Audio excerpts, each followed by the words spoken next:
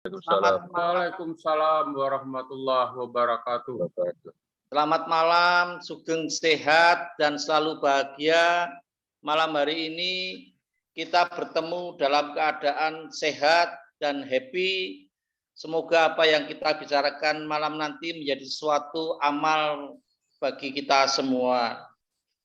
Malam hari ini adalah dialog kedua, dialog 3 daerah.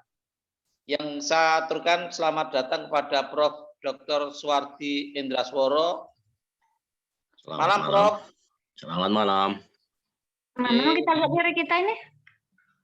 Yang kedua saya ucapkan selamat datang pada Dr. Andi Haris, SPD MPD dari Universitas Samawa NTB. Sugeng rawuh, Dr. Andi. Selamat malam.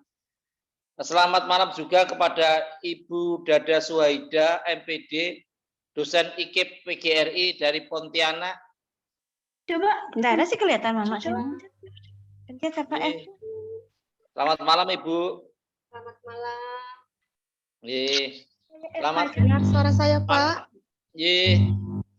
Selamat malam pula kepada Dr. Atma Dinata, MPD, pengurus Selamat malam, Mas. Adat Melayu. Terima kasih atas kehadirannya. Sama-sama, terima kasih. Institut KHD dan Buletin Neng Ninungan ini mencoba untuk menimba mata air budi pekerti dari seluruh Nusantara. Ini adalah pikiran-pikiran besar dari seluruh warga masyarakat Nusantara untuk kita coba kita pulih kembali menjadi sesuatu yang akan kita hadirkan ulang pada titik-titik dari seluruh mata air pekerti dari seluruh Nusantara. Untuk itu sebelum kita mulai kita menyanyikan lagu Indonesia Raya dulu. Untuk mohon yang hadir hanya mendengarkan saja. Untuk itu monggo admin lagu Indonesia Raya.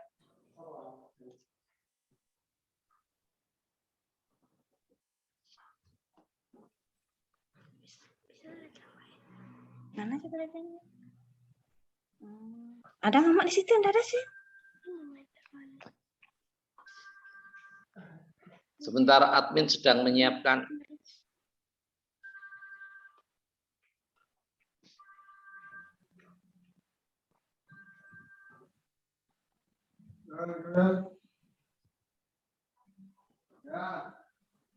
Ada nama Mama di situ.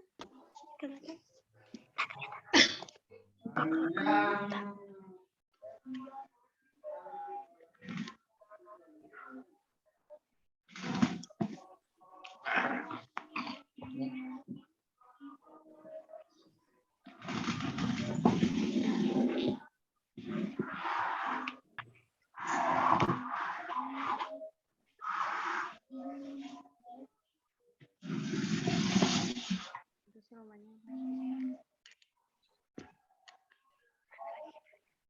Ada suara. Mana tadi Maaf ada kesalahan teknis sedikit. Suara tadi belum keluar. Tidak ada suaranya Pak Sigit. Ya, sebentar. Ya, ini sedang diperbaiki.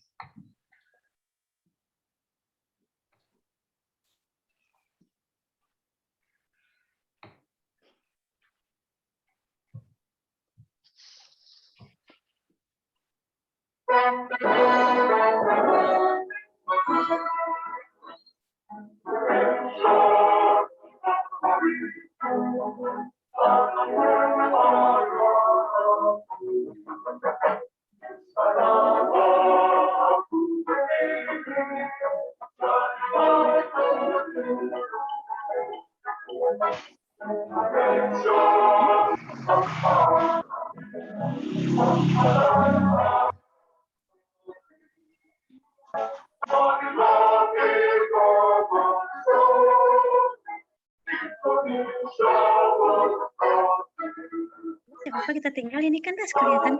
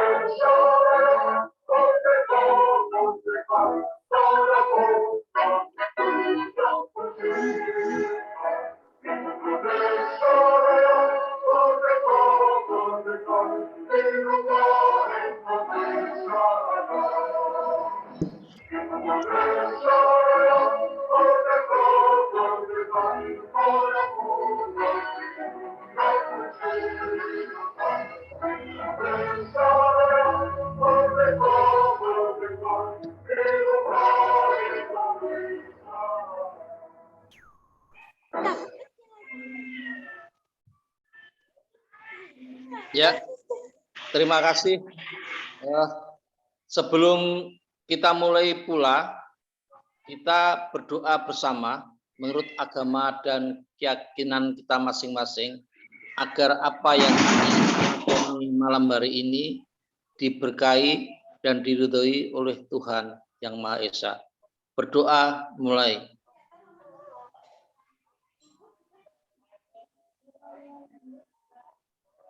Selesai. Untuk itu, waktu segera saya persilahkan Mas Aji Pamuji selaku moderator malam hari ini. Monggo Mas Aji, waktu kami berikan. Baik, Assalamualaikum warahmatullahi wabarakatuh. Salam sejahtera bagi kita semua. Institut KHD Bulutin Ningrung Nang mengucapkan terima kasih kepada para narasumber, kepada para tamu undangan yang telah bersedia hadir pada malam hari. Kali ini adalah episode ketiga Dialog Tiga Daerah. Dialog ini dirancang untuk menemukan apa yang disebut kearifan lokal atau meminjam bahasa Dr. Untoro, grassroots knowledge, di mana setiap daerah diyakini memiliki pengetahuan-pengetahuan yang tumbuh dari kebudayaan dan tradisinya.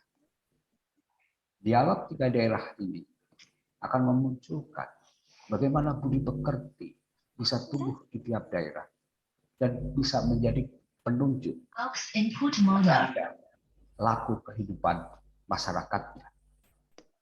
Bapak, sebelumnya panitia akan mengucapkan terima kasih kepada Profesor Suwardi Indraswara, kepada Dr.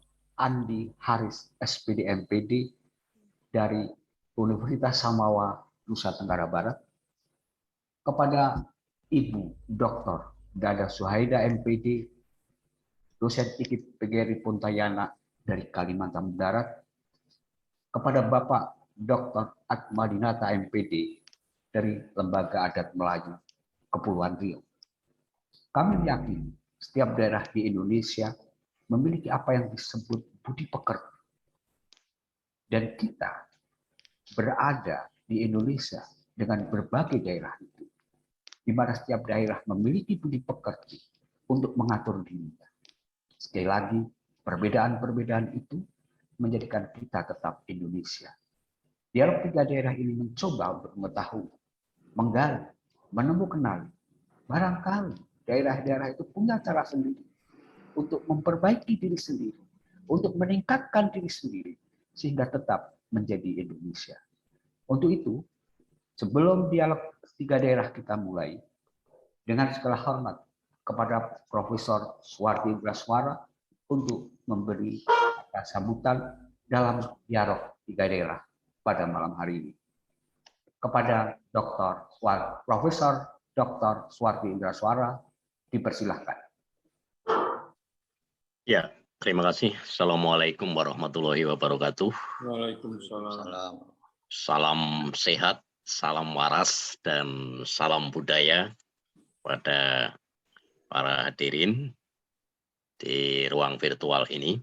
Pertama kali, puji syukur saya panjatkan kehadirat Allah Subhanahu wa Ta'ala, kita semua dalam keadaan sehat, dan yang jelas corona sudah semakin menipis dari ruang-ruang di negara kita, dan mudah-mudahan di 3 wilayah yang sekarang akan tampil ini, Kepulauan Riau, dari Kalimantan Barat, dan NTB sudah level 2 lah minimal, ya, sudah level 2. Yogyakarta sudah level 2, Semarang sudah level 1, dan mudah-mudahan nanti segera hilang dari bumi Nusantara ini.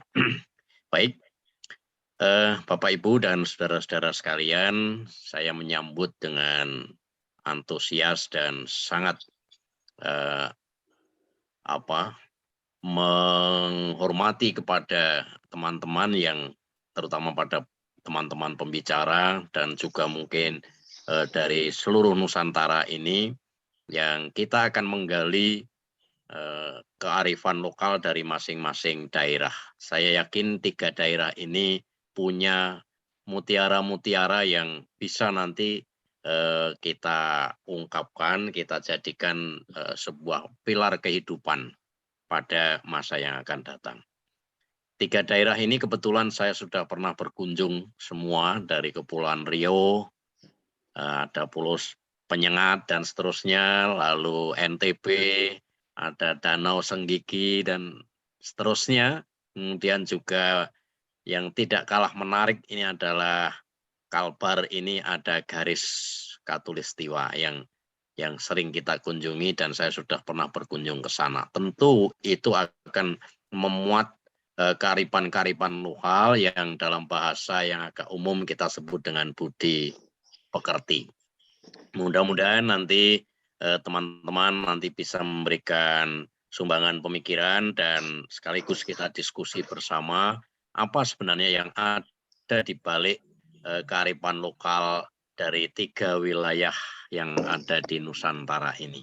Mudah-mudahan saya ucapkan selamat berseminar, selamat berdiskusi, selamat untuk mengungkap mutiara-mutiara dari masing-masing wilayah, entah itu lewat ungkapan khusus, ungkapan tradisional, apa itu lagu rakyat, dan sebagainya. Dan itu semuanya adalah hal yang sangat penting. Dan mudah-mudahan juga dari teman-teman ini nanti bisa membukukan apa yang sudah kita bicarakan ini sehingga terdokumentasi, tidak hanya berhenti di sini dan nanti bisa kita implementasikan.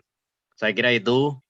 Terima kasih sekali lagi Mas Sigis, Mas Aji, atas waktunya saya bisa bergabung pada kesempatan ini. Saya kembalikan kepada Mas Aji. Assalamualaikum warahmatullahi wabarakatuh. Selamat berseminar. Waalaikumsalam warahmatullahi wabarakatuh. Waalaikumsalam warahmatullahi wabarakatuh.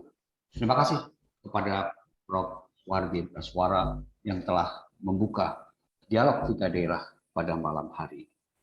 Untuk itu, dengan segala hormat, untuk yang pertama, dipersilahkan kepada Dr. Andi Haris, SPD MPD, dari Universitas Samawa. Beliau dalam konteks ini saya sebut mewakili Nusa Tenggara Barat, di mana Nusa Tenggara Barat mempunyai kearifan lokal yang luar biasa. Di sana ada suku Sasak yang juga luar biasa, masyarakatnya luar biasa, tradisinya luar biasa. Kami berharap Andi Haris bisa berbagi dengan kita semua di seluruh Indonesia tentang kearifan Nusa Tenggara Barat, sehingga Nusa Tenggara Barat menjadi daerah yang tentram, damai, sekali lagi untuk Indonesia. Dipersilahkan kepada Dr. Andi Haris, SPD dari Nusa Tenggara Barat. Oke, terima kasih Pak Aji.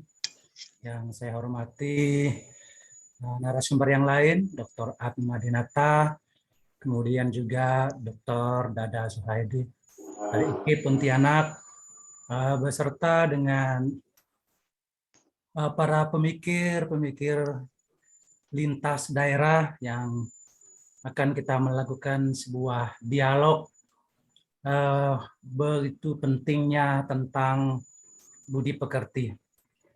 Nah, izinkanlah saya untuk menyajikan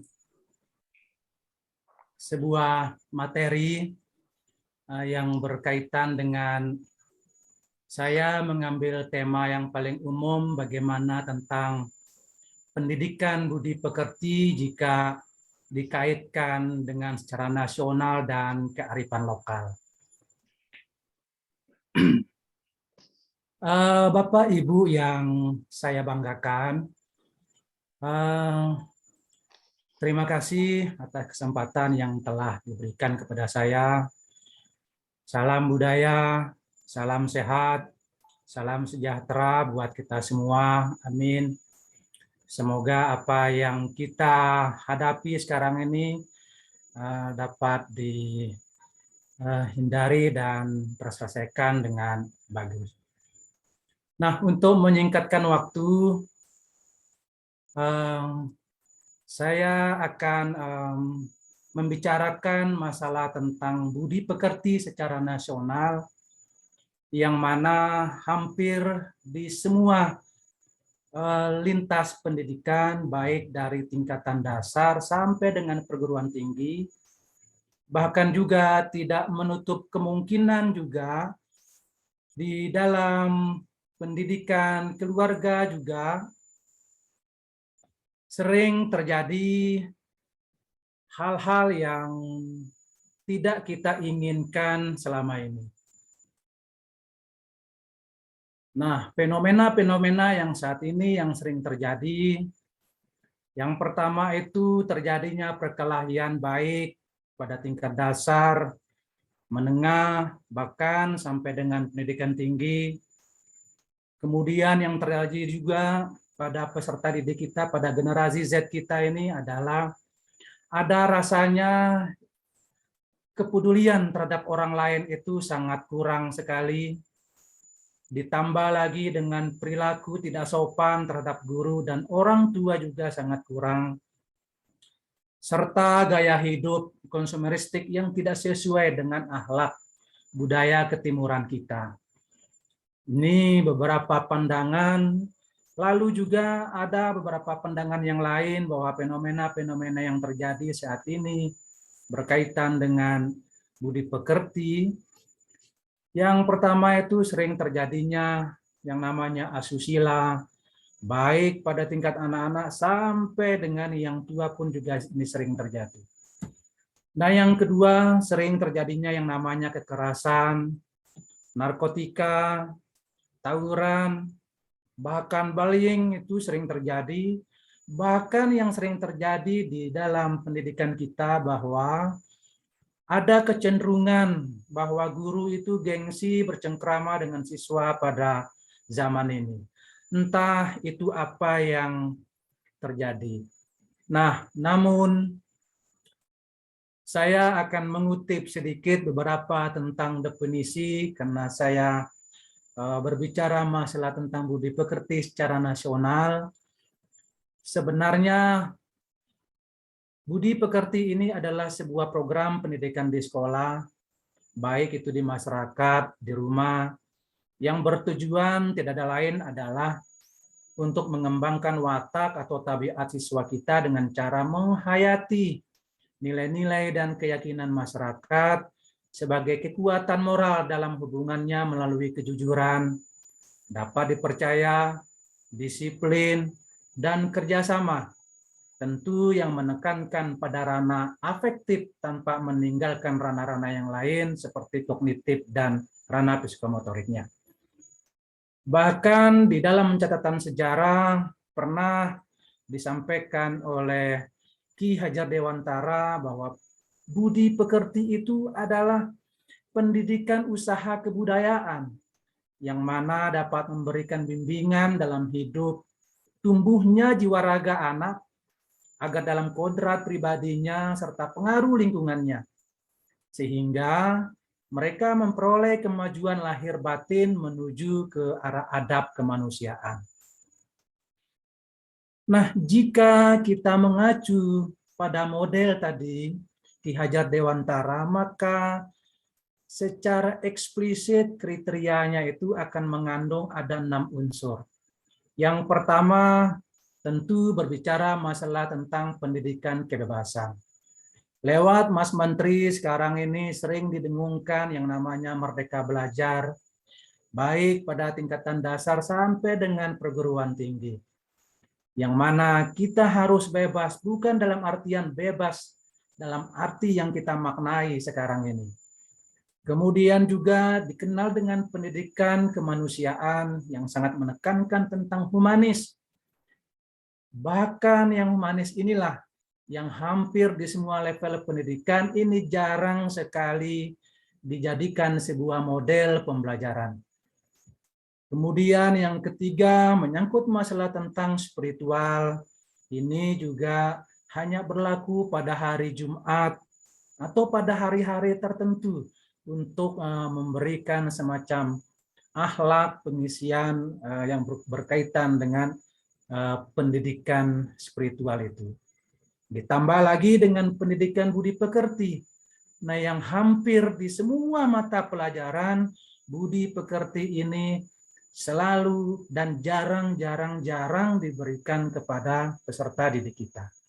Dan yang berikutnya adalah di dalam pendidikan sosial, terutama pendidikan di dalam kekeluargaan, ini sangat kurang, apalagi di saat-saat yang seperti ini, keluarga, orang tua banyak sibuk dan lain sebagainya, sehingga pendidikan berkaitan dengan anak-anak itu sering terabaikan.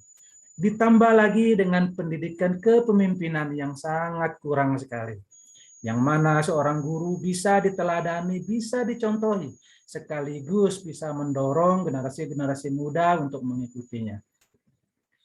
Oleh karena itu, maka pendidikan budi pekerti dapat diterapkan melalui yang pertama itu berkaitan dengan pendekatan modeling, kemudian juga bisa kita menjelaskan atau mengklarifikasi secara kontinu tentang nilai kebaikan, ditambah lagi tentang menerapkan pendidikan berdasarkan karakter. Nah, namun ada pandangan lain yang mengatakan bahwa tidak hanya kita dapat diterapkan dari sisi itu, namun juga ada di dalam tahap pertama itu yang sering dikenal dengan knowing the good, yang mana memberikan pemahaman tentang nilai-nilai agama, akhlak melalui dimensi akal yang sifatnya rasio dan logika dalam setiap bidang studi yang ada di setiap jenjang pendidikan itu. Kemudian yang kedua, di tahap yang kedua itu, ada yang namanya loving the good, yaitu menumbuhkan rasa cinta dan rasa butuh terhadap nilai-nilai kebaikan melalui dimensi emosional, hati, dan jiwa. Dan yang ketiga, pada tahap ketiga ini sering dikenal dengan doing the good, yaitu bagaimana kita mempraktekkan nilai-nilai kebaikan itu melalui dimensi perilaku dan amalia. Nah, untuk itu, maka budi pekerti ini agar dapat tepat pada sasarannya, yaitu pada peserta didik kita, maka strategi yang dapat dilakukan itu adalah yang pertama, kita bisa menggunakan prinsip keteladanan dari semua pihak, baik itu orang tua, guru, masyarakat, maupun pemerintah.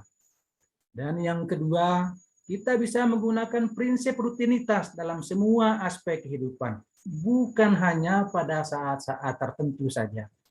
Dan yang ketiga adalah menggunakan prinsip kesadaran untuk bertindak tentu dengan sesuai nilai-nilai budi pekerti yang diajarkan.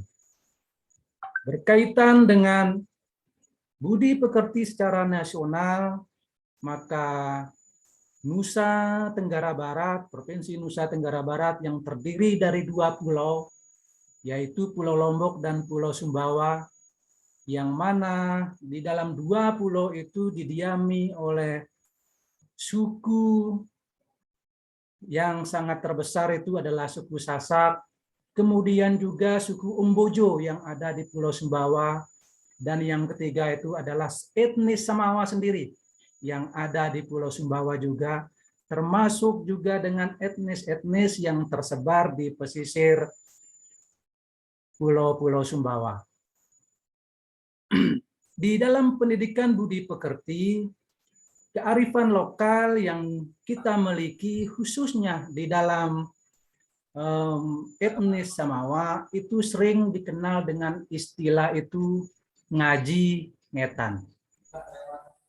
Yang mana ngaji dan ngetan ini berasal dari bahasa Samawa yang memiliki makna bahwa ngaji adalah proses pencarian ilmu pengetahuan, baik secara langsung ataupun tidak langsung pada tingkat formal atau tidak formal, untuk mendukung dirinya menjadi manusia yang pengetol, dalam arti manusia yang berpengetahuan, manusia yang pragas, manusia yang memiliki tindakan, dan manusia yang boto atau telate, yang artinya terampil penuh hati. Boto di dalam bahasa Sumbawa kita sering dilekatkan kepada perempuan, sementara late itu sering kita lekatkan pada laki-laki. Makna dari kata pengeto, pragas, dan boto tadi, pengetahuan, tindakan, dan terampil penuh hati, itu dapat disejajarkan dengan pandangan taksonomi Bloom, yaitu kognitif bersandingkan dengan pengeto, kemudian psikomotoriknya berkaitan dengan pragas, dan afektifnya berkaitan dengan boto dan late. Nah, sementara ngetan itu adalah proses atas perubahan yang dialami melalui ilmu pengetahuan yang telah diperoleh sehingga terbentuk pola dan perilaku dalam kesehariannya yang mandiri dan utuh. Inilah budi pekerti yang sesungguhnya yang terjadi, itu yang bisa kita implementasikan itu adalah ngetan itu tadi. Sehingga kata ngaji ngetan tadi merupakan proses pencerian ilmu pengetahuan agar terciptanya pola dan perilaku baik yang melekat dalam membentuk manusia yang tahu, cepat, dan terampil sehingga menjadi manusia mandiri dan utuh sesuai dengan filosofinya orang Sumbawa yang mengatakan bahwa adat berhenti ku sara, sara berhenti ku kita bola. Jika kita merujuk pada filosofi ini, hampir di semua daratan Melayu akan sama. Manakala saya memberikan salah satu contoh di Sumatera Barat, ada yang mengatakan filosofinya itu adalah adat bersendikan sara, sara bersendikan kita bola. Jadi yang hampir sama dengan etnis Samawa yang ada di Provinsi Nusa Tenggara Barat.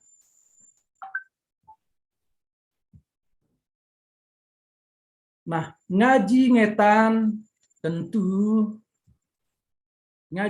itu adalah tentu dia adalah melahirkan yang namanya budi pekerti. Apabila saya bagankan,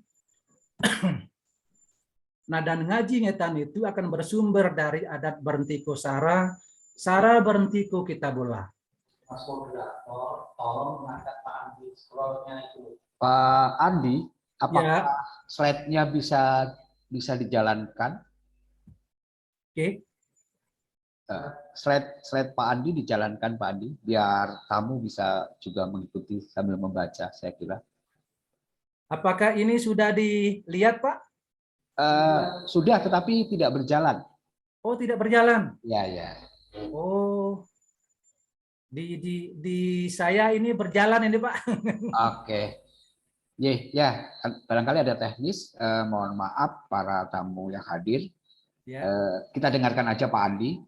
Sementara nanti barangkali dalam sela-sela pembicaraan Pak Andi untuk menyampaikan materi ini, slide bisa berjalan. Dilanjutkan Pak Andi, dipersilahkan. Oke, terima kasih. Nah, di dalam pendidikan budi pekerti yang ngaji ngetan tadi, maka akan melahirkan 10 konsep yang ada di dalam yang menjadi rujukan bagi etnis Samawa yang ada di Provinsi Nusa Tenggara Barat. Yang pertama itu adalah dikenal dengan istilah saling sadu, atau di dalam bahasa Indonesianya itu adalah saling percaya. Kemudian juga yang kedua ada namanya saling satingi yang artinya itu saling menghargai. Kemudian juga yang ketiga ada saling sakiki yang artinya itu adalah kemampuan saling berbagi rasa dalam suka maupun duka untuk membentuk dirinya agar menjadi manusia yang saling mengayomi. Lalu yang keempat itu budi pekertinya adalah saling pedi atau dalam arti bahasa Indonesianya itu saling mengasihi. Kemudian yang kelima saling beme atau kemampuan membimbing yang sejajar untuk berjalan. Yang keenam itu saling satotang atau saling mengingatkan. dan yang ketujuh saling tulung atau saling membantu, dan yang kedelapan itu adalah saling santurit atau kemampuan saling mendukung pada kemajuan, tentu dalam hal pengembangan yang positif. Dan yang terakhir itu adalah 10, yaitu budi pekertinya adalah saling jangau atau saling mengunjungi. Nah, tentu 10 konsep saling ini, apa yang saya sampaikan di awal tadi, maka akan melahirkan yang namanya hasil belajar itu pengetol, pengetahuan, pragas, yang tindakan, boto atau late itu terampil penuh hati. Nah, sehingga ini dapat disejajarkan dengan taksonomi Bloom tadi, yaitu yang sifatnya kognitif, psikomotorik, dan afektif. Jadi ini yang ada di dalam kearifan lokal tentang budi pekerti yang dimiliki oleh Nusa Tenggara Barat, khususnya di etnis Samawa. Tampilan slide tidak terlalu banyak, hanya 8 slide saja, Pak Aji Pemuji.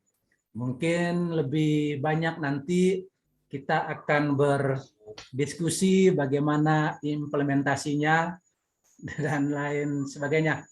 Mungkin inilah paparan saya. Dan saya akhiri. Assalamualaikum warahmatullahi wabarakatuh. Waalaikumsalam warahmatullahi wabarakatuh. Terima kasih kepada Dr. Andi Haris, SPD MPD, yang telah memberikan wawasan baru pada kita semua.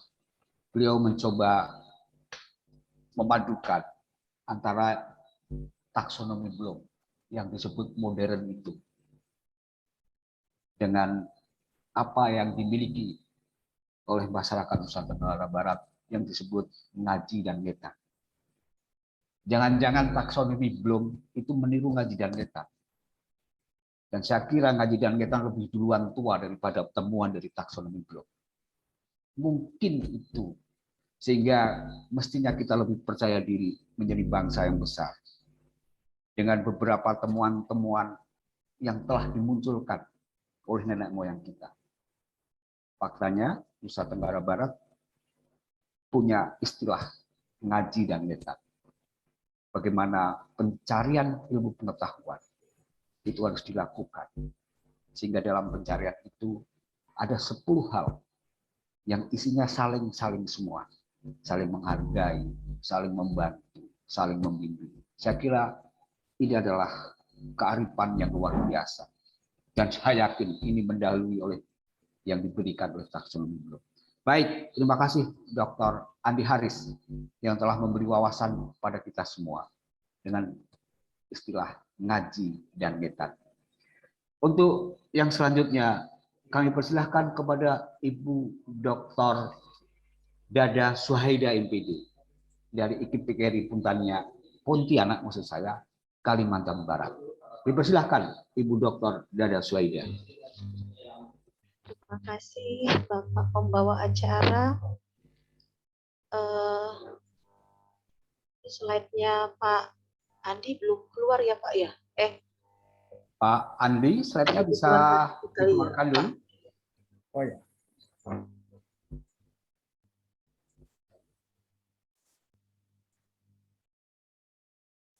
Pak Andi bisa mengeluarkan slide-nya, mohon maaf. Pak Andi, izinkan saya dulu Bapak pembawa acara. Mungkin saya menyapa sedikit pada malam hari ini. Terima kasih atas undangan dari para panitia yang sudah mempercayakan saya pada malam hari ini untuk menyampaikan beberapa buah pemikiran atau konsep-konsep terkait dengan budi pekerti atau bisa dikatakan dengan karakter, ya, karakter positif. Nah, saya menyapa terlebih dahulu ini Bapak pembawa acaranya nih Pak Aji, Pak Muji. Selamat malam Bapak. Selamat malam, terima kasih. Terima kasih sudah dipandu. Kemudian ini ada Bapak Profesor Dr. Suwardi Endraswara, MU, Guru Besar Universitas Negeri Yogyakarta. Mungkin masih standby ya Bapak ya. Masih sudah off. Kemudian untuk pembicara pertama Pak Andi, salam sehat. Kemudian ini Bapak Dr. Atmadinata dari Riau. Salam sehat untuk Riau dan salam sehat untuk Nusa Tenggara Barat. Oke, terima kasih. Mungkin untuk mengefektifkan waktu, saya langsung saja. Tidak terhambat ya. Terima kasih. Izinkan saya untuk share. Dipersilahkan Ibu. Sudah muncul, Bapak? Iya, dalam proses. Oke.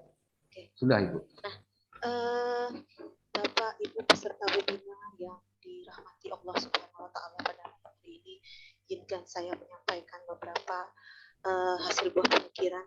Sebenarnya ini saya hasil pemikiran ini saya kolaborasikan dari hasil penelitian saya 3 tahun tentang terkait pengembangan penanaman karakter atau budi pekerti di sekolah setingkat Kota Pontianak atau Kalimantan Barat ketika itu. Nah, adapun beberapa hasil dari penelitian saya itu saya rangkum menjadi materi kita pada malam hari ini. Nah, mungkin izinkan saya dulu untuk menyampaikan beberapa kasus terkait dengan budi pekerti.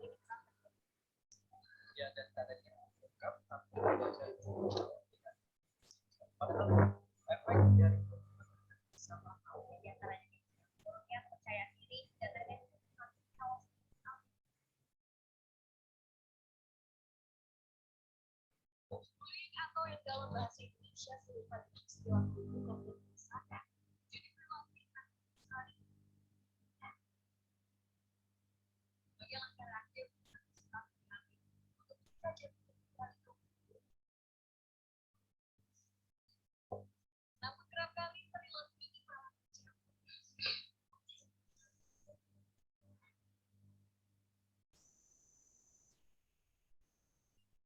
jadi bentuknya beragam mulai dari tegal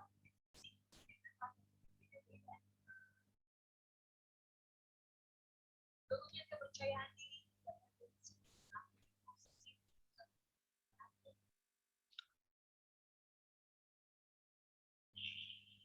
menurut data Komisi Perlindungan Anak Indonesia dari 121 kasus yang melibatkan anak sebagai pelaku kekerasan, di antaranya merupakan kasus Teritori ke tahun 2016, Jakarta menjadi wilayah kasus paling banyak di Indonesia. Di Jawa Barat dan Sumatera Utara, jumlah kasus separuh dari ibu kota. Bullying sendiri bukanlah hal baru. Kasus-kasus serupa yang perlu tak terekspos biasanya terjadi di sekolah, terutama di awal tahun ajaran baru saat masa orientasi siswa. Bullying sendiri merupakan sebuah perilaku yang dapat berubah. Oke, itu mungkin sedikit cuplikan saja, Bapak Ibu. Saya mengambil contoh kecil saja, penelitian ini mungkin terjadi pelanggaran kode etika atau kode norma-norma di sekolah gitu ya, khususnya dengan kasus perundungan yang masih terjadi sampai saat ini. Tapi memang untuk kasus di Kalimantan sendiri, ini memang ada, tapi untuk tingkat keekstrimannya mungkin tidak seperti yang terjadi di kota-kota besar seperti Jakarta atau mungkin di Jawa, Bapak Ibu ya. Kalau untuk di Kalimantan Barat ini bentuk dari bullying tersebut masih dalam bentuk kategori bercanda, mengolok. Kalaupun ada dalam tingkat kasus-kasus, tapi kecil sekali.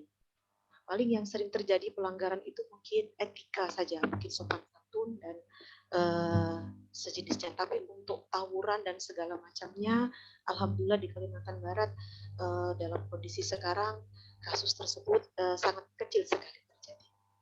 Oke, dari hasil penelitian saya coba merangkum dari sebenarnya banyak ya, bukan waktu terbatas, saya bicara cepat saja dan singkat. Dari kasus-kasus tersebut saya coba mengumpulkan data dari beberapa guru dan orang tua apa yang kita lakukan terhadap kasus-kasus terhadap pelanggaran-pelanggaran budi pekerti atau etika tersebut. Sebagian besar memang mengatakan bahwa harusnya adanya pendampingan pola pengasuhan yang tepat mungkin dari guru, dari orang tua tua atau dari tokoh-tokoh masyarakat atau dari pemangku kebijakan. Nah, kemudian jadi sebagian besar ini lebih banyak mengatakan bahwa untuk Kalimantan Barat memang lebih besar mencontohkan sebuah keteladanan ketika untuk menanamkan atau mengembangkan karakter-karakter budi pekerti tersebut. Nah, dari persoalan tersebut saya bersama tim ketika itu mencoba membuat modul pembelajaran yang bermuatan karakter ketika itu. Nah, jadi ini juga termotivasi dari beberapa pemberitaan bahwa kurikulum yang Indonesia terpenting adalah keteladanan. Jadi kami mencoba membuatnya dan ini dipraktikkan oleh beberapa guru di beberapa sekolah khususnya untuk di Kalimantan Barat setingkat sekolah menengah pertama. Oke, ini Bapak Ibu.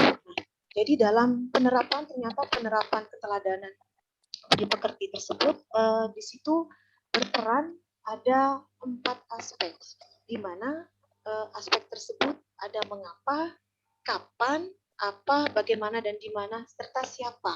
Nah, siapa yang memberikan keteladanan, di mana keteladanan itu dilakukan, terus bagaimana caranya, mengapa, kemudian kapan itu harusnya, dan apa. Nah, oke, kita klik, lanjut. Nah, apa itu keteladanan? Jadi keteladanan itu sebenarnya kalau menurut pendapat saya adalah sesuatu perbuatan atau perilaku yang dapat ditiru dan dicontoh. Jadi dalam hal ini perilaku yang baik atau perilaku yang positif, gitu ya Pak ya. Kemudian keteladanan hal ini harus dilakukan dengan sepenuh hati. Nah, keteladanan yang didasari oleh hati yang ikhlas. Kenapa harus ikhlas? Karena kalau tidak dengan ikhlas, artinya budi pekerti, pengembangan atau penanaman budi pekerti atau karakter tersebut tidak akan berhasil. Sedikit sekali keberhasilannya. Oke, kita lanjut next. Nah, berdasarkan dari itu saya coba mengaitkan dengan pendapat Ki Hajar Dewantara, kita kembalikan kembali di mana Ki Hajar Dewantara pernah mengatakan bahwa Inarso Suntulodo Ikmadio Mangukar Sotut Purihandayani itu sangat perlu dikembangkan. Nah, di sekolah mungkin saat ini konsep-konsep seperti ini sudah sangat jarang sekali diangkat oleh guru atau mungkin bahkan di keluarga atau mungkin bahkan di pemangku kebijakan. Itulah yang terjadi sebenarnya Bapak Ibu. Jadi kalau zaman saya, kurikulum saya yang dulu itu ini masih berlaku. Purihandayani itu tertulis besar-besar di dinding sekolah. Itu angkatan saya dulu kurikulum, saya masih pakai buku PMP Pak, kalau tidak salah pendidikan moral Pancasila itu. Jadi Purihandayani itu masih tertempel dengan gambar burungnya itu lengkap. Nah, kalau saya melihat sekarang sekolah yang sekarang saja simbol-simbol itu sudah digerus, nggak ada ya Pak ya. Kalau mungkin di Kalimantan Barat, nah mungkin ini perlu kita giatkan lagi, kita kembalikan lagi dengan tujuan untuk mengembangkan karakter-karakter budi pekerti tersebut. Oke, kita mulai dari siapa. Nah, untuk di Kalimantan Barat, peran keluarga itu sangat besar dalam memberikan suri keteladanan, mengembangkan budi pekerti. Contohnya mungkin ibu, bapak, atau kakak. Nah, ini sangat berperan sekali di Kalimantan Barat. Kemudian sekolah. Nah, memang sebagian besar di sekolah keteladanan, suri keteladanan ini bersumbernya dari guru. Nah, dari guru. Hasil penelitian saya memang tidak dipungkiri titik persoalannya untuk di Kalimantan Barat tidak menutup kemungkinan atau ada beberapa guru yang mungkin belum dapat memberikan suri keteladanan tadi. Jadi masih sedikit sekali guru yang bagaimana bisa mencontohkan atau memberikan keteladanan sehingga siswa atau peserta didik atau anak itu bisa memudayakan atau mencontoh hal-hal yang baik. Nah, tadi juga disampaikan oleh pemateri pertama bahwa guru juga berperan dalam pengembangan atau penanaman budi pekerti khususnya mungkin di sekolah. Nah, kemudian tidak menutup kemungkinan juga pemangku kebijakan untuk di Kalimantan Barat ini menjadi porsi siapa yang menjadi keteladanan tersebut. Kemudian tokoh agama dan masyarakat ini sangat berperan karena di Kalimantan Barat ini etnisnya juga terdiri dari Dayak, kemudian Cina, atau Tionghoa, kemudian Melayu, Madura. Nah, untuk etnis terbesar presentasinya Tionghoa itu di Singkawang. Tapi kalau untuk di Kalimantan Baratnya Melayu, kemudian diikuti oleh Dayak dan Tionghoa, sisanya itu Madura dan ada juga Bugis ya Bapak Ibu bisa tahu benar. Nah, ini sangat berpengaruh sekali dalam bagaimana menerapkan budi pekerti, nilai-nilai budi pekerti tersebut. Oke, makanya tadi saya mengatakan bahwa dalam kurikulum untuk khususnya di Kalimantan Barat itu ada kurikulum kearifan lokal yang mungkin diterapkan dalam pembelajaran khususnya di beberapa sekolah yang berbeda, tergantung dari daerahnya masing-masing. Mungkin kalau untuk di Pontianak ada mata pelajaran kearifan lokal atau mulok-muloknya apa. Nah, kemudian nanti untuk di Sintang, kemudian nanti untuk di Putus Sibau, muloknya disesuaikan dengan kearifan lokal masing-masing tempat.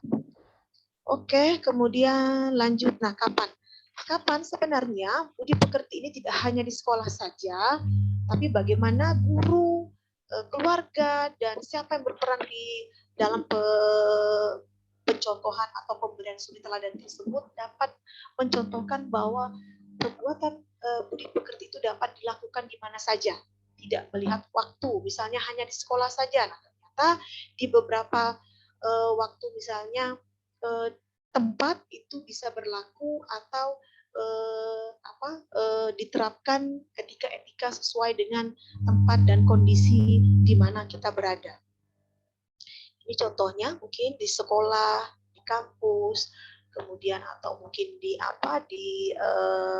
rumah ibadah, di keluarga, di mal, atau mungkin di pasar yang sifatnya di lingkungan sosial yang besar. Nah, kemudian mengapa? Nah, mengapa suri teladan ini sangat penting? Kami berpikir bahwa kalau untuk melihat kondisi sekarang, khususnya anak-anak remaja di Kalimantan Barat, itu saya melihat, ini fenomena ya Bapak Ibu peserta webinar, anak itu lebih mengagungkan tokoh-tokoh Korea. Apa ya kalau sekarang nyebutnya itu Korea gitu. Jadi tokoh-tokoh Korea itu kita bisa lihat, saya melihatnya itu dari beberapa status gitu ya, status anak-anak itu atau remaja atau mungkin bahkan mahasiswa yang doyan nonton film Korea.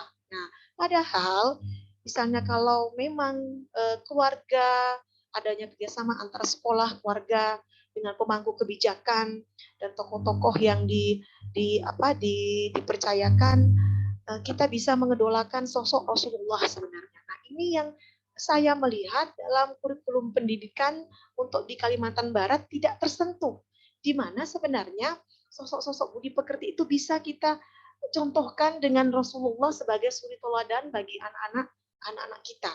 Nah, ini mungkin saya menganggap kelemahan di beberapa kurikulum dan mungkin di beberapa pendidikan di keluarga dan mungkin di beberapa pemangku kebijakan khususnya untuk di Kalimantan Barat. Oke, kemudian, nah mengapa manusia perlu teladan? Jadi kami melihat kenapa perlu teladan, ada 3 unsur yang harus perlu diperhatikan dalam hal ini. Karena keteladanan itu adalah hal yang sifatnya meniru, di mana anak-anak itu lebih cenderung mudah meniru dari perbuatan orang tua atau orang yang diidolakannya. Nah, di mana dalam 3 aspek atau 3 unsur tersebut adanya keinginan atau dorongan untuk meniru. Kemudian adanya kesiapan untuk meniru. Nah, kemudian yang terakhir ada tujuan meniru. Nah, ini bisa dilihat dari gaya remaja atau anak-anak khususnya di Kalimantan Barat yang lagi booming itu memang artis Korea, mungkin yang dilihat itu dari cara berpakaian, kemudian dari cara mereka menggunakan media sosial, itu lebih mengarah kepada hal-hal yang tokoh-tokoh keteladanan yang sifatnya film-film yang disiarkan, yaitu tadi film-film berbau bernuansa kekoreaan. Oke, nah bagaimana? Dalam pendidikan di Kalbar, konsep keteladanan sebenarnya dapat dijadikan sebagai panutan dalam pembentukan karakter seorang muslim atau anak atau mungkin bahkan remaja yang punya agama non muslim. Karena keteladanan dicontohkan oleh sosok keluarga, guru, tokoh adat masyarakat, dan pemangku kebijakan. Jadi hanya berada pada kisaran di situ. Keluarga mungkin porsinya anak hanya malam, Sabtu dan Minggu, mungkin anak lebih banyak di sekolah. Nah, di mana peran guru ini lebih sangat besar sekali dalam memberikan keteladanan, ya Bapak Ibu. Nah, dan saya melihat dalam penelitian saya di mana bahwa kebijakan yang diambil oleh pemerintah terkait dengan penerimaan siswa yang berdasarkan zona itu juga sangat berpengaruh kepada psikologi guru. Di mana beberapa sekolah yang tadinya mungkin ya Bapak Ibu peserta webinar, yang sekolah yang tadinya mungkin dikategorikan sekolah favorit, sekolah rujukan, yang siswanya mungkin sudah enak untuk diajar, sudah mungkin etikanya sudah baik, kemudian karena tadi situasi zonasi, akhirnya karakter siswa itu beragam. Nah, ini juga membuat ternyata dari kebijakan itu juga membuat psikologi guru itu merasa agak terganggu, karena beberapa sekolah yang tidak biasa ketemu dengan siswa yang nakal harus menghadapi siswa yang nakal. Tantangan tadi bagi guru, bagaimana guru-guru yang karena dengan kebijakan zonasi sekarang siswa dari manapun yang dekat dengan sekolah bisa masuk ke sekolah itu, guru harus mempersiapkan bagaimana tantangan terbesar memberikan suri teladan, harus mengajar sambil mendidik dengan porsi tadi, memberikan keteladanan dalam sikap-sikap dan nilai-nilai budi pekerti yang baik. Oke, ini Pak, kemudian Bapak Ibu agar bisa diteladani, setidaknya guru dan orang tua harus memiliki nilai-nilai seperti ini. Jadi kita sebagai guru harus siap dinilai, dievaluasi. Jadi jangan marah ketika guru atau ketika orang tua dinilai anak mungkin kita salah, kadang kita marah sebagai orang tua, kamu anak kecil kok sok tahu. Nah, karena kita seperti itu, egosentriknya ada ya Bapak Ibu. Nah, di mana kemudian kompetensi minimal ucapan dan perilaku kita itu harus selaras dan seragam, jangan misalnya ucapan dengan perilaku tidak sama. Nah, ini juga berpengaruh kepada penerapan atau pengembangan suri teladan atau dalam menerapkan budi pekerti, nilai-nilai budi pekerti untuk di Kalimantan Barat. Nah, kemudian integritas, adanya keselaruan antara ucapan dan perbuatan. Oke, nah bercermin. Nah, kadang kita Bapak Ibu sebagai orang tua atau sebagai guru kita lupa bercermin. Jadi kita menganggap anak didik kita, anak kita itu anak yang harus mengikut perintah kita, bagaimana harus mau tanpa memikirkan dia punya pendapat atau dia punya keinginan. Jadi kita masih ada ego-ego yang seperti itu. Ya, jadi kalau memang kita ingin mengefektifkan atau mengoptimalkan keteladanan tersebut, kita sebagai orang pemberi keteladanan harus bisa bercermin. Oke. Nah, jadi keteladanan harus dilakukan dengan sepenuh hati. Bagaimana melakukannya? Kita harus dapat menumbuhkan motivasi internal, kemudian dapat membangun keyakinan diri, menumbuhkan dan memberikan inspirasi, dan dapat melaksanakan pendampingan yang bermakna kepada anak didik kita. Nah, untuk di Kalimantan Barat khususnya, mungkin kondisi sekarang di sini untuk remaja dan siswanya, alhamdulillah masih dalam kategori budi pekerti yang baik ya Bapak Ibu peserta. Jadi artinya dalam sisi keluarga, guru sejauh ini sebagian besar dapat memberikan keteladanan bagi anak didiknya. Oke, teknisnya bagaimana? Teknisnya mungkin meluruskan niat, kemudian terus belajar memperbaiki diri, menyatukan kata perbuatan, dan mendampingi anak didik kita bagaimana dia merencanakan, melakukan, dan mengevaluasi. Nah, biasanya kita lemah di mengevaluasi ya, Bapak Ibu peserta.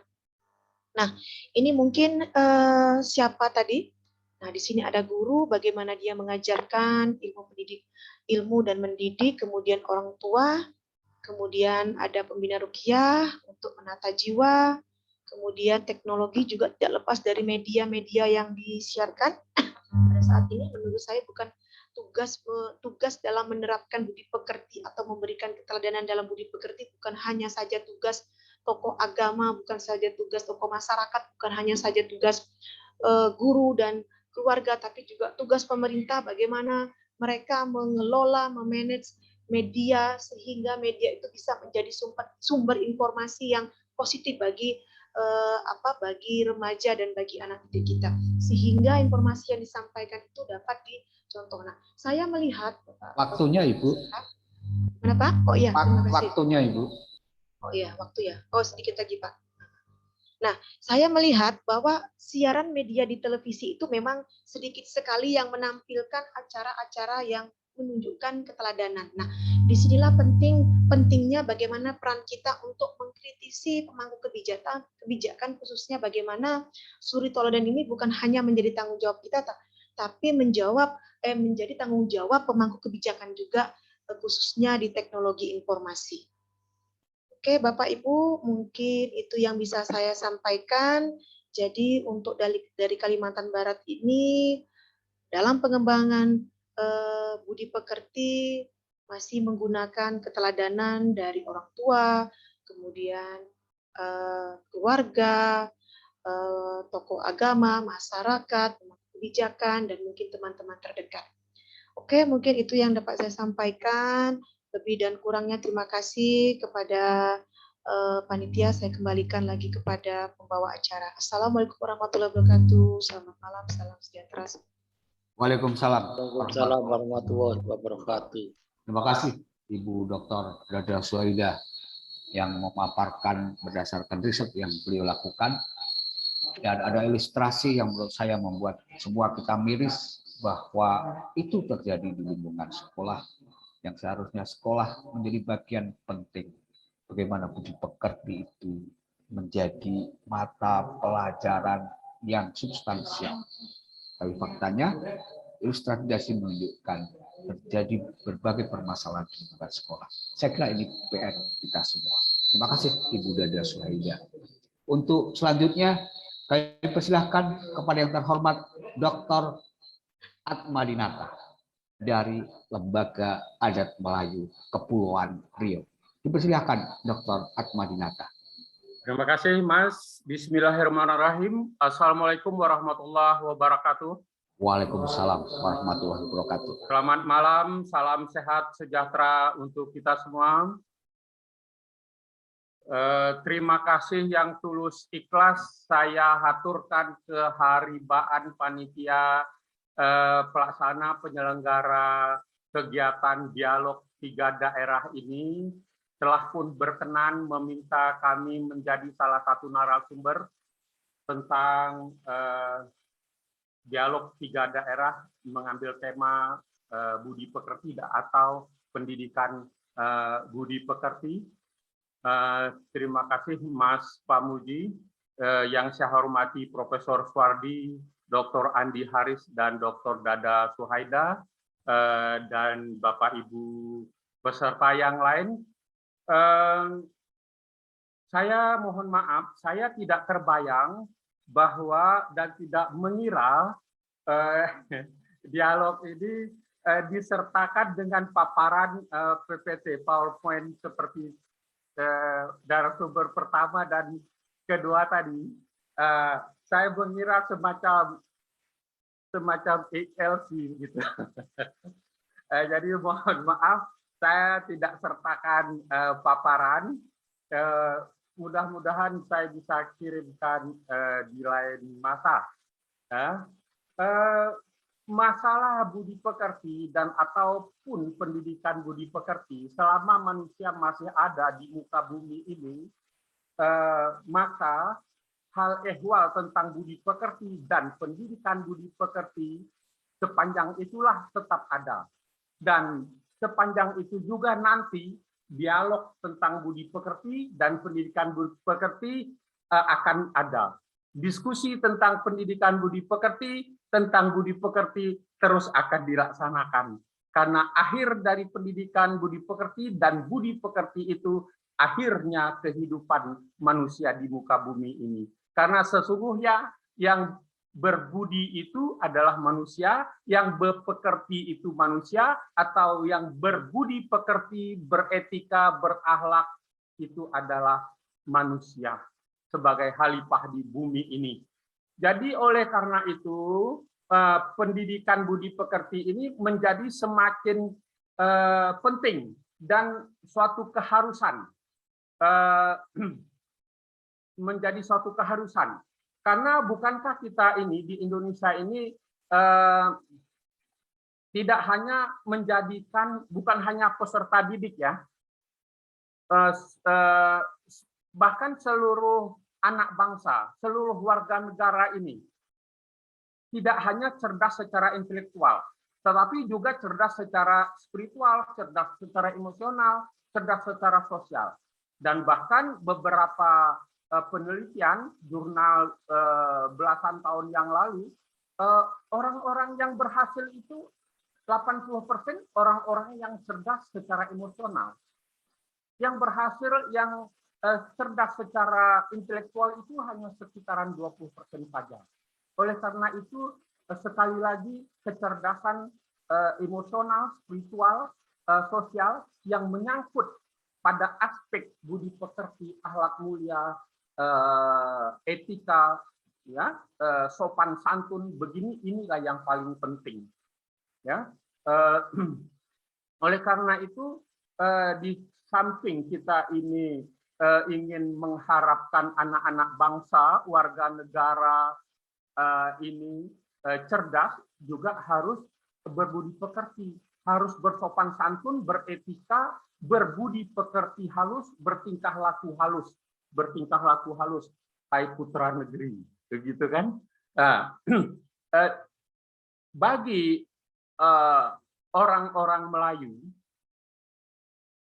ya, orang Melayu itu sudah sejak lama dalam kearifan lokalnya beratus-ratusan tahun yang lalu, dalam pembiasaan, kebiasaan, amalan, ya, lalu kemudian dituliskan menjadi suatu hasil buah karya sastra yang tinggi nilainya, yang luhur kandungan etika sopan santunnya itu, yang bisa menjadikan pedoman keteladanan. Misalnya Gurindam 12. Banyak sih, ya, ada gurindam, ada syair, ada pantun, bahkan dalam cerita rakyat semuanya pun tersirat masalah pendidikan budi pekerti atau masalah budi pekerti itu sendiri. Ya, salah satu bait dalam Gurindam 12 karya Raja Ali Haji, pahlawan nasional kebudayaan itu, ya, jika hendak mengenal orang berbangsa, lihat pada budi bahasa. Jika hendak mengenal orang berbangsa di sini bukan nation, bukan mengacu mengarah kepada nation, bangsa Filipina, bangsa Cina, bangsa Arab, bangsa Spanyol, bangsa Indonesia, tetapi untuk mengacu kepada stratifikasi sosial mana orang itu, aristokratkah, bangsawankah, atau orang biasa. Dilihat pada bahasanya. Disitulah tadi dilihat pada bahasanya. Ya, karena mungkin maaf orang Sunda, orang Jawa yang ngoko, yang promo itu siapa yang menggunakan. Jadi untuk apabila jika hendak mengenal orang berbangsa, lihat pada budi bahasa. Karena itu ada juga ungkapan lama klasik orang-orang Melayu, yang kuri itu pundi, yang merah itu saga, yang baik itu budi, yang indah itu bahasa. Jadi antara budi dan bahasa ini bagai dua sisi dalam uang seling yang satu, ya, budi bahasa. Jadi saya singgung dulu masalah budi bagi orang Melayu. Budi ini budi atau pekerti atau budi yang dipekertikan bagi orang Melayu itu sangat tinggi, dihargakan tidak terharga-hargakan, dinilaikan pun tidak ternilai harganya, dibawa mati masalah budi ini. Misalnya ada pantun lama orang Melayu, udah sangat lama sekali, pisang emas bawa berlayar, masak sebiji di atas peti. Hutang emas dapat dibayar, hutang budi dibawa mati. Atau pisang emas bawa ke Bintan, masak sebiji di atas panggung. Hutang emas berganti intan, hutang budi badan menanggung. Jadi tak terhargakan emas, perak, uang rupiah, ringgit, dolar, intan, permata itu dengan budi ini di bawah. Itu. Karena itulah pentingnya masalah duduknya budi pekerti ini. Jadi karena itu 10 tahun atau 11 tahun yang lalu, saya ingat 2010, Dinas Pendidikan Kepulauan Riau itu sudah menggarap kurikulum muatan lokal pendidikan budi pekerti. Sebelum Kementerian Pendidikan Kebudayaan melonsing pendidikan karakter. Nah, dari mana? Ini bersumber dari kearifan lokal. Kearifan lokal orang-orang Melayu. Yang saya sebutkan tadi yang dari Gurindam 12, dari pantun-pantun lama, syair, ya, atau cerita rakyat dan lain-lainnya, karya sastra lama yang dituliskan dari kebiasaan amalan-amalan orang Melayu zaman dulu-dulu. Ini semua kandungan nilai-nilai sastra itu sangat tinggi, luhur, ya. Karena itu jadi sangat wajar dijadikan rujukan untuk budi pekerti atau pendidikan budi pekerti. Itu meliputi seluruh aspek kehidupan dalam pola interaksi, ya, interaksi sosial, perilaku, berpakaian, atau semua aspek kehidupan ini tidak ada yang terluputkan. Misalnya Gurindam 12 itu saya kutip lagi. Dengan Bapak jangan durhaka supaya Allah tidak murka. Dengan ibu hendaklah hormat supaya hidup jadi selamat.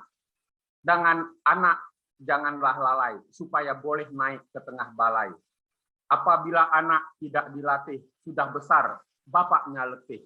Ini bukan mengajarkan misalnya di tingkat persekolahan, bukan mengajarkan mereka bersair, berpantun, bergurindam.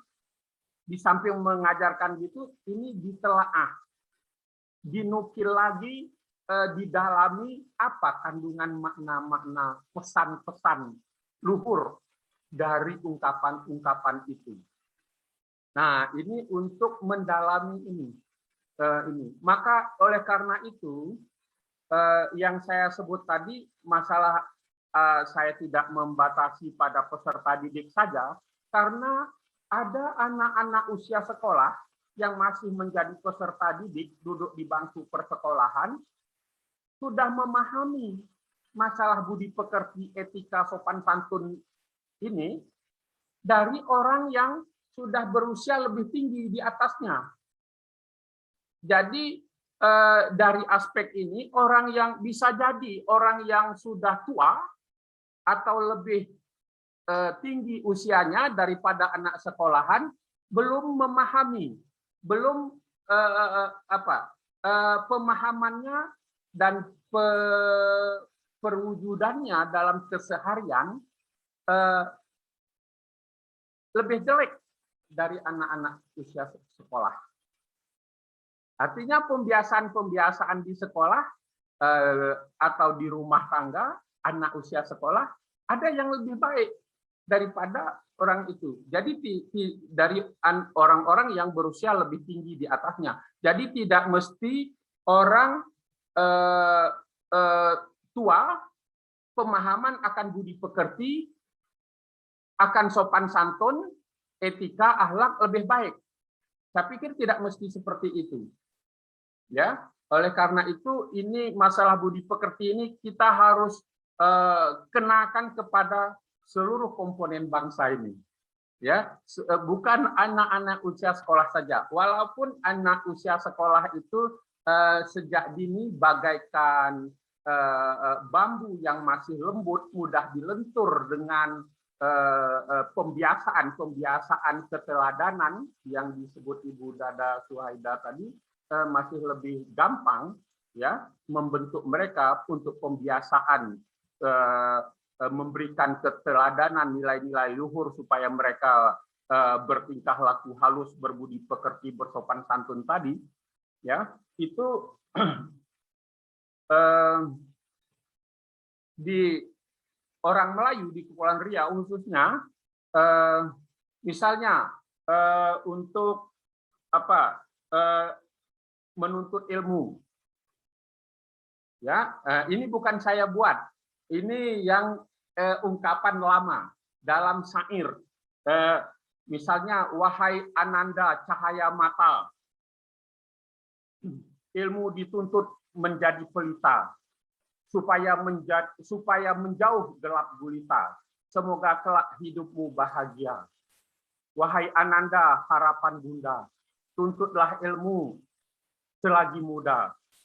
Carilah guru di mana saja, supaya hidupmu tidak sia-sia. Ini kan ini syair. Syair ini dilakukan. Saya tidak pandai menyanyikan, melakukan syair ini, tapi begitulah isinya. Isinya ini kan memberikan motivasi. Dalam bahasa orang Melayu itu memberi tunjuk ajar, memberi pendidikan, supaya dia tidak bermasalah menuntut ilmu, menjadi senang, termotivasi dalam menuntut ilmu. Ya, misalnya untuk adil, misalnya adil, ya, supaya dia itu adil, pasang kandil di tengah rumah, terangnya sampai ke tengah hutan. Orang yang adil diberkahi Allah, orang yang benar dirahmati Tuhan. Nah, ini kalau di sekolah oleh gurunya diulas lagi begini, ya ungkapan dari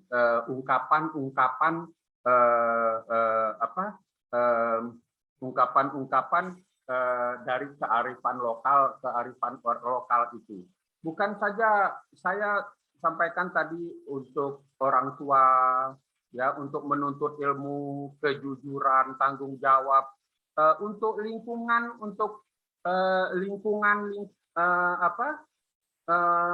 lingkungan hidup, misalnya ungkapan-ungkapan lama itu, kalau tak ada laut, hampalah perut, gitu. Kalau tak ada hutan, binasalah badan. Ini apa maksudnya? Supaya juga mereka dengan laut, dengan biota laut, ya, atau membenci illegal fishing, apa segala macam, menjaga laut. Kalau tidak ada hutan, binasalah badan. Ini kan supaya menjaga juga hutan, tidak boleh sembarangan membakar hutan, memperlakukan hutan, illegal logging, apa segala macam. Nah, jadi dibahasakan seperti itu untuk menasehati mereka, untuk memberi tunjuk ajar itu. Kalau tidak ada laut, hampalah perut. Kalau tak ada hutan, binasalah badan. Ya, jadi tanda orang memegang adat itu bagi orang Melayu, tanda orang memegang adat, alam dijaga, petuahnya diingat. Tanda ingat ke hari tua, laut dijaga, bumi dipelihara. Ya, tanda ingat ke hari kemudian, taat menjaga laut dan hutan. Tanda ingat kepada Tuhan, menjaga alam dia utamakan. Misalnya begitu.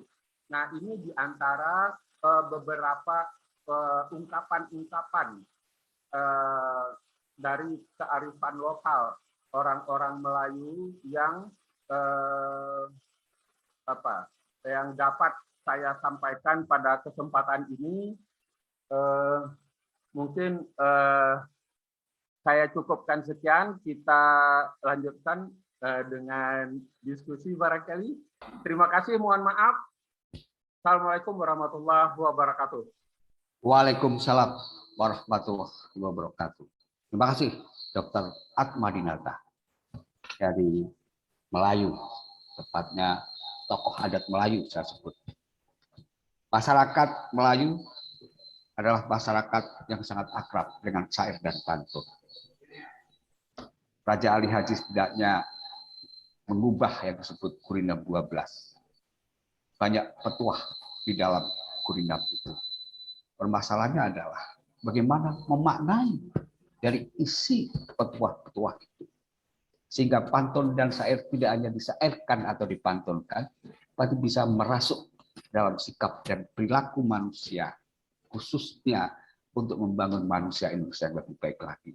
Terima kasih Dr. Atmadinata atas wawasan baru bagi saya setidaknya, atau bagi kita semua yang ada di luar dari daerah Melayu, sehingga kita meyakini kita kaya akan berbagai hal. Tapi barangkali kita cuma belum percaya diri bahwa kita punya. Maka saya kira dialog ini untuk mencoba menekan kebijakan dalam tanda kutip.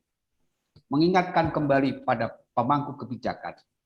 Kita punya sesuatu milik kita dan itu harusnya menjadi laku kita untuk menuju Indonesia lebih baik.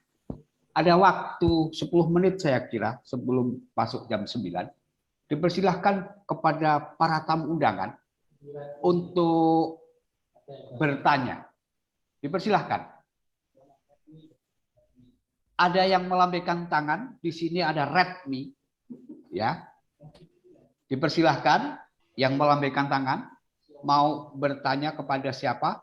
Ada Ibu Raja Susana Fitri. Dipersilahkan Ibu Raja Susana Fitri untuk menuju kepada siapa?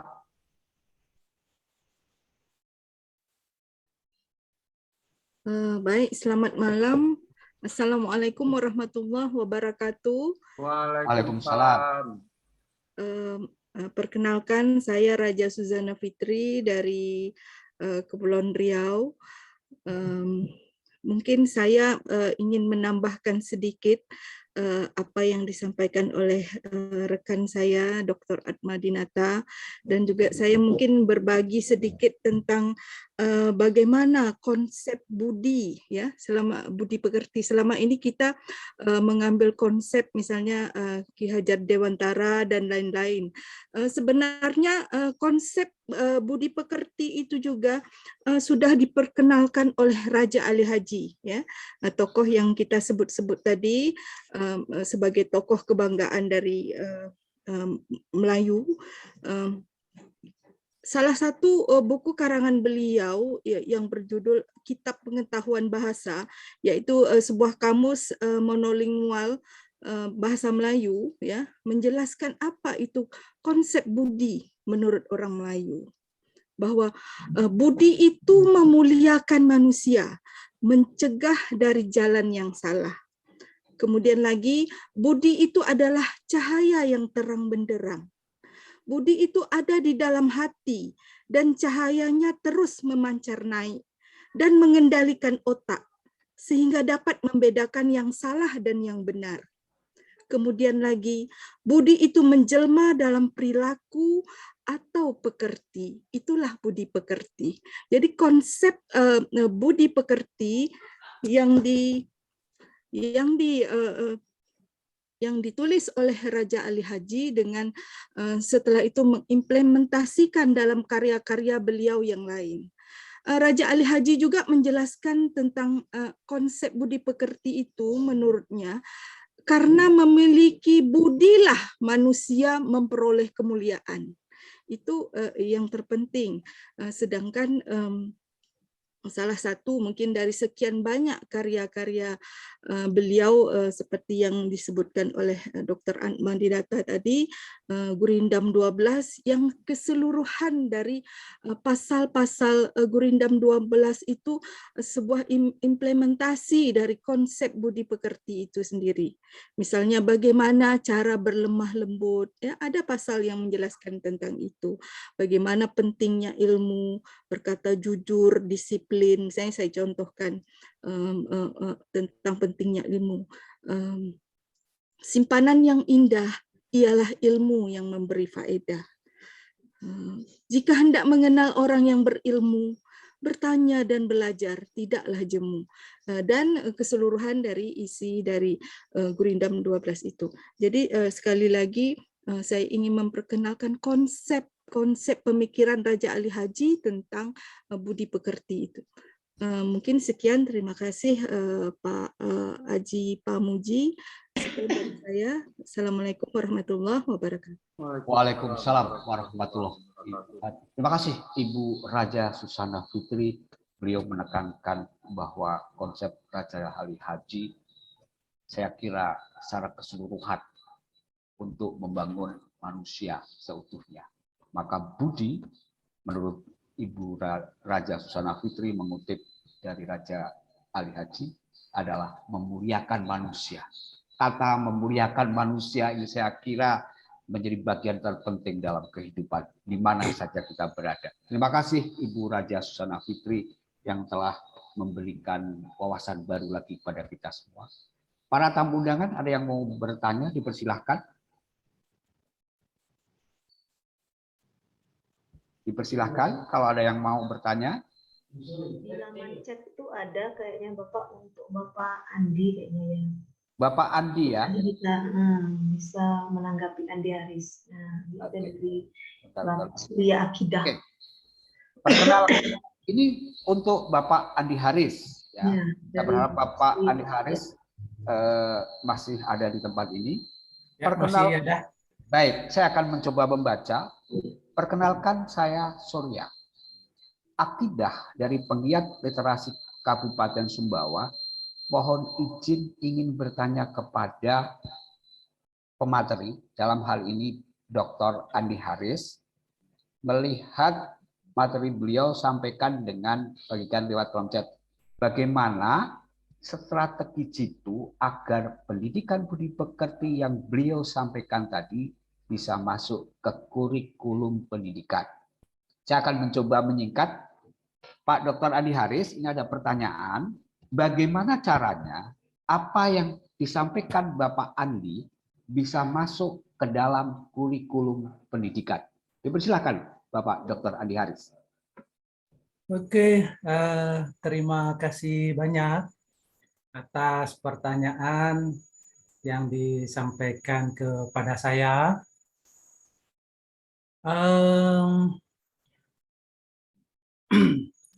Memang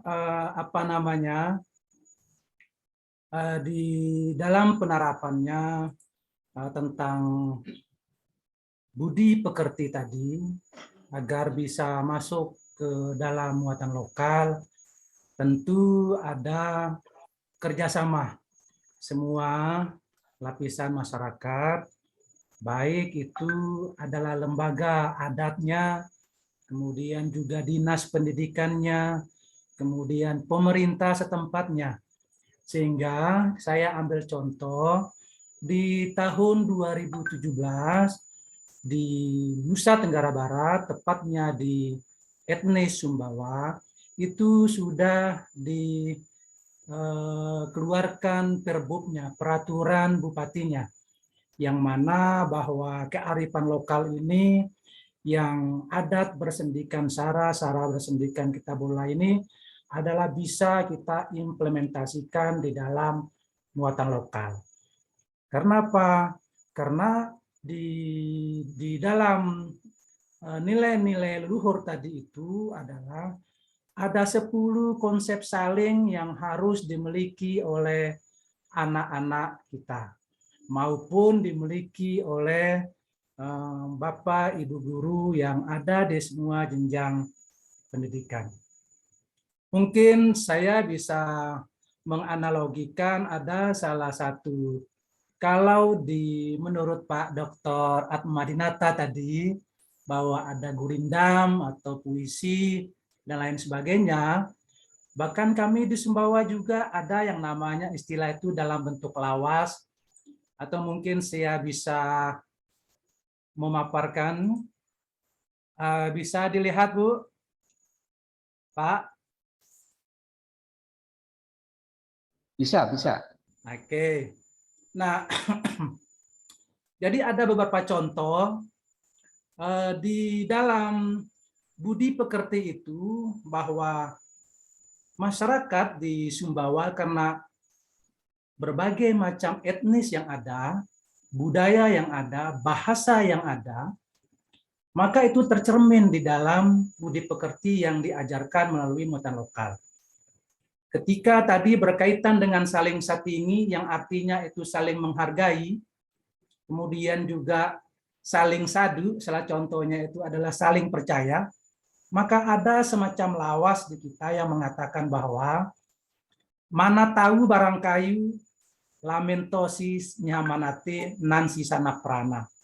Yang artinya bahwa walaupun dia orang lain, jika mampu menyenangkan hati, maka dialah keluarga kita.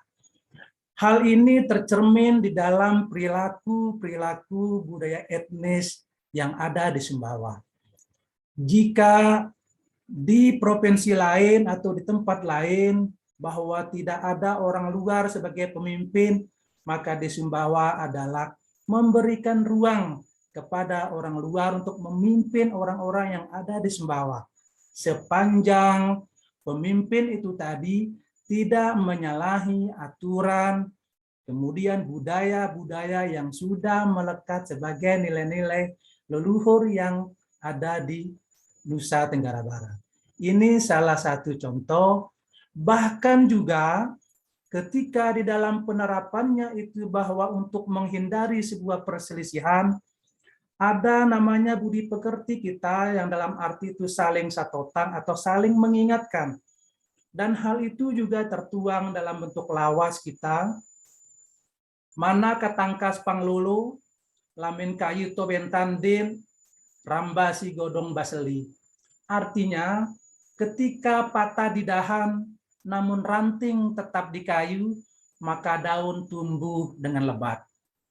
Nah, ini adalah memberikan ruang bahwa antara guru dan siswa itu adalah bukan adalah dia yang diajarkan, kita yang mengajarkan, tetapi itu adalah mitra kita. Mitra di mana anak-anak peserta didik kita itu adalah temannya kita. Sehingga di dalam budi pekerti kita ada istilahnya tadi yang saya sampaikan tadi itu, ada saling bimbing. Nah, saling bimbing ini adalah kemampuan membimbing yang sejajar. Bahwa diri kita, guru itu, dengan peserta didik kita itu harus bergandengan tangan, berjalan ke depan untuk melakukan sesuatu yang terbaik. Tidak ada yang di depan dan tidak ada yang di belakang, tetapi kita bergandengan tangan yang seiring. Jadi berdampingan. Jadi nilai-nilai budi pekerti yang ada karena banyak pengaruh-pengaruh dunia luar yang tidak terfilter oleh anak-anak tadi, maka kami terus melakukan upaya mengundang praktisi, pegiat budaya, dan lain sebagainya untuk melakukan sebuah seminar dan lain sebagainya.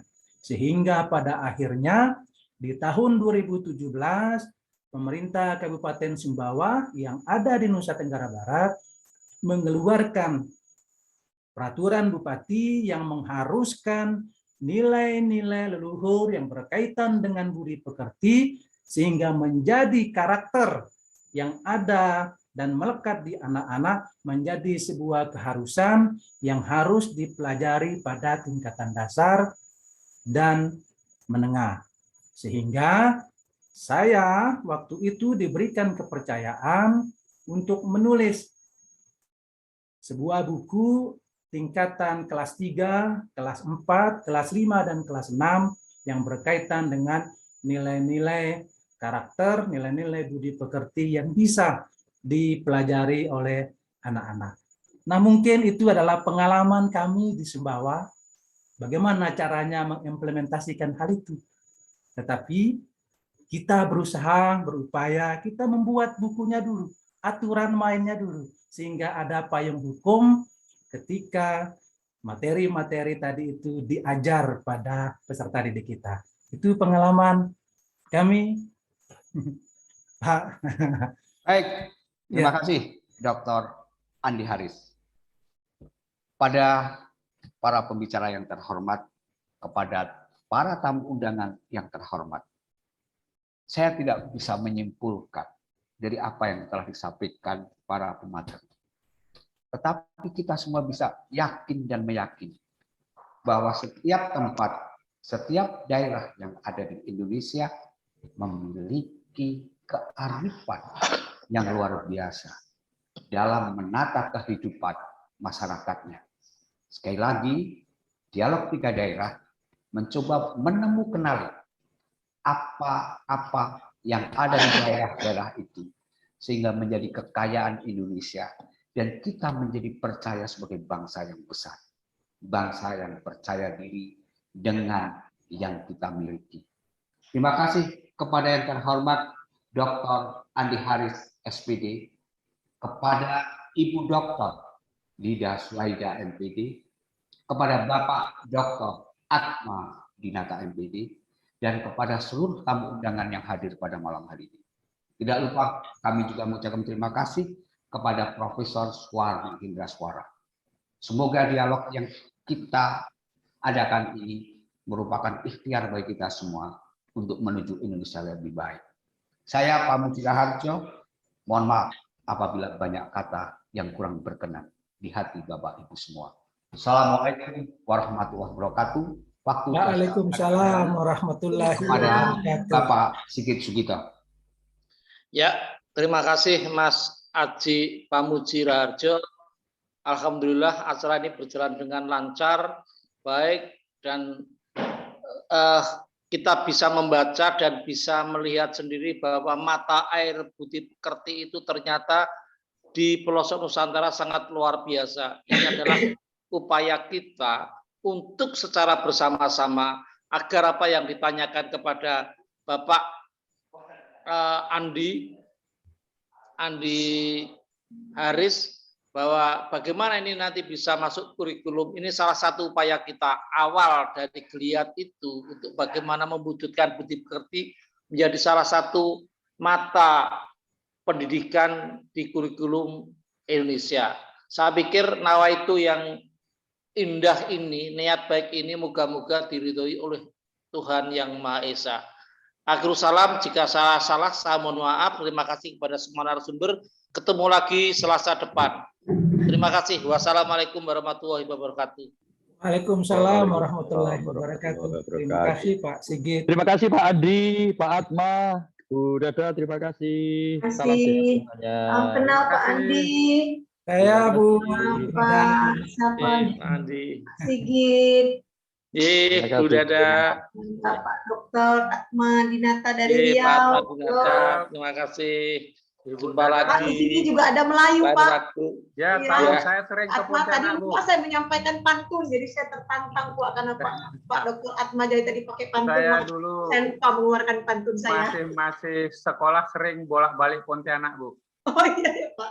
Saya hafal itu gertak 1, gertak 2, gertak 3 sampai jembatan Kampung Siantan sampai Pas Sambas mana. Bapak Pontianak di mananya? Sungai Jawi. Oh, ada keluarga kah? Ada. Oh, syukurlah. Ya.